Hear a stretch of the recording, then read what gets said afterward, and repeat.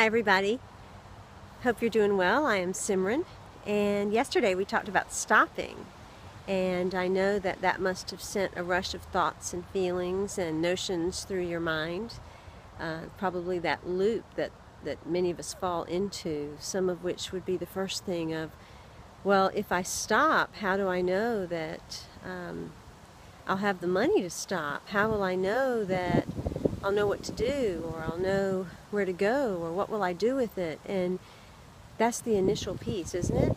It's being willing to trust. And I can't tell you how to trust. I can't tell you how that's going to be when you stop, other than there's going to be emotion, there's going to be feeling, there's going to be thoughts, there's going to be you coming up against everything that is inside of you. And the trust happens in that. The trust happens in each space of letting go and seeing. And the trust happens in the experiences of appearing in front of you in that moment for you to really move beyond it. Move beyond what you think can or cannot happen. You know, there's a lot of talk about the law of attraction. There's been ongoing talk about the law of attraction. And in the spiritual quote-unquote industry, because it has become an industry, unfortunately, there is this idea of you can think your way out of it, you can positive your way out of it, you can affirm your way out of it. And there's nothing to think, positivize, or affirm our way out of. What if it's all really for your experience and as it should be, because it is part of the pathway, part of the map that is your destiny. And when I say pathway or map, I'm not talking about an end destination, because there's nothing to do, there's nothing to accomplish, there's nothing to be. There simply is the presence of where we are, and anything that takes you into the fears or the thoughts or the loops is really taking you back to the past. And that's where it's asking you to go. It's asking you to pull the past into the present moment so that you can be present.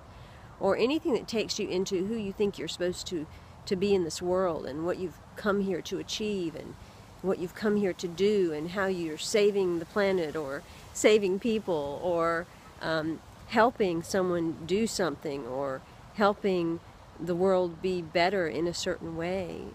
There's nothing there to do. That's an ego trip. And boy, are we all a trip, right?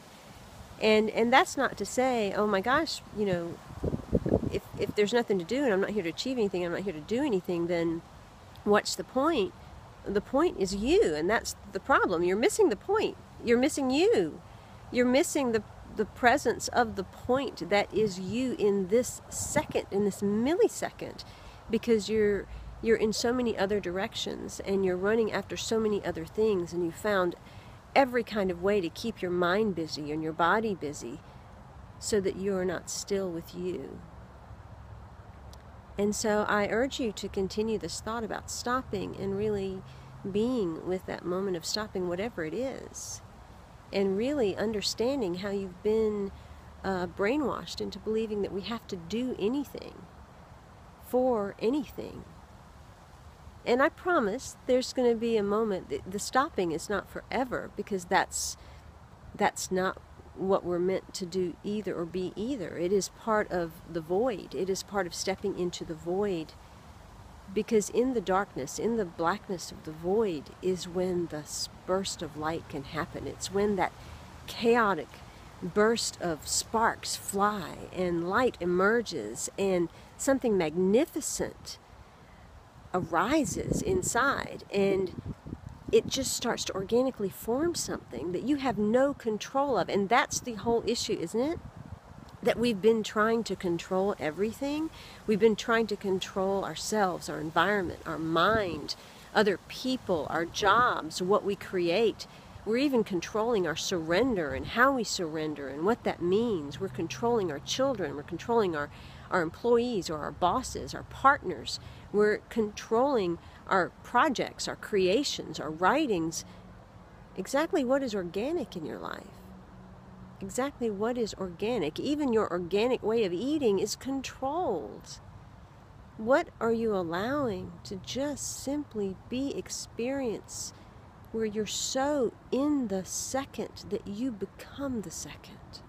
You become it. You become exactly what you're engaged in, to such a degree of connection and engagement and attention that nothing else exists. Nothing. We are here to be nobody. But the problem is everybody is clamoring to be somebody. And we have branded nobody as nothingness and emptiness. And isn't that an amazing thing? Because our perspective of nothingness and emptiness is what we've been conditioned to believe it is. But nothingness and emptiness is allness and expansiveness and beauty. It is everything. Can you drop into that? Are you willing to discover that? That's far beyond motivation. It's far beyond self-help or inspiration. It's far beyond doing spirituality or achieving ego. It is saying, I take it all off. I let it all go. Because I am so much more. I invite you to discover all that is empty and nothing and all and everything about you. Because in that void is your brilliance, is the connection, is the truth. Until tomorrow, in love, of love, with love, and as love, I am Simran. Be well.